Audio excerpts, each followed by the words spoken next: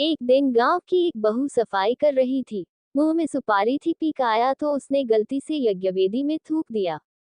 उसे आश्चर्य तब हुआ जब उसका थूक स्वर्ण में बदल गया। अब तो वह प्रतिदिन जानबूझकर वेदी में थूकने लगी और उसके पास धीरे धीरे स्वर्ण बढ़ने लगा। महिलाओं में बात तेजी से फैलती है, इसलिए कई और महिलाएं भी अपने अपने घर में बनी यज्ञवेदी में थूक थूक कर सोना उत्पादन करने लगी।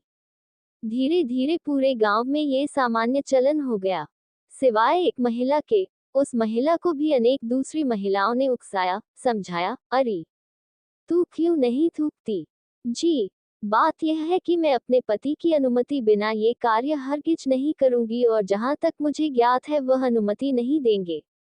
किंतु ग्रामीण महिलाओं ने ऐसा वातावरण बनाया कि आखिर उसने एक रात डरते डरते अपने पति को पूछ ही लिया, खबरदार जो ऐसा किया तो यज्ञवेदी क्या थूकने की चीज है। पति की गरजदार चेतावनी के आगे बेबस वह महिला चुप हो गई, पर जैसा वातावरण था और जो चर्चाएं होती थी, उनसे वह साध्वी स्त्री बहुत व्यथित रहने लगी। खासकर उसके सूने गले को लक्ष्य कर अन्य स्त्रियां अपने नए नए कंठहार दिखाती तो वह अंतर्द्वंद में घुलने लगी। पति की व्यस्तता और स्त्रियों के उलाहने उसे धर्म संकट में डाल देते। यह शायद मेरा दुर्भाग्य है, अथवा कोई पूर्वजन्म का पाप कि एक सती स्त्री होते हुए भी मुझे एक रत्ती सोने के लिए भी तरसना पड़ रहा है। शायद यह मेरे पति का कोई गलत निर्णय है। ओह, इस धर्माचरण ने मुझे दिया ही क्या है। जिस नियम के पालन से दिल कष्ट पाता रहे उसका पालन क्यों करूं। और हुआ ये कि वह बीमार रहने लगी।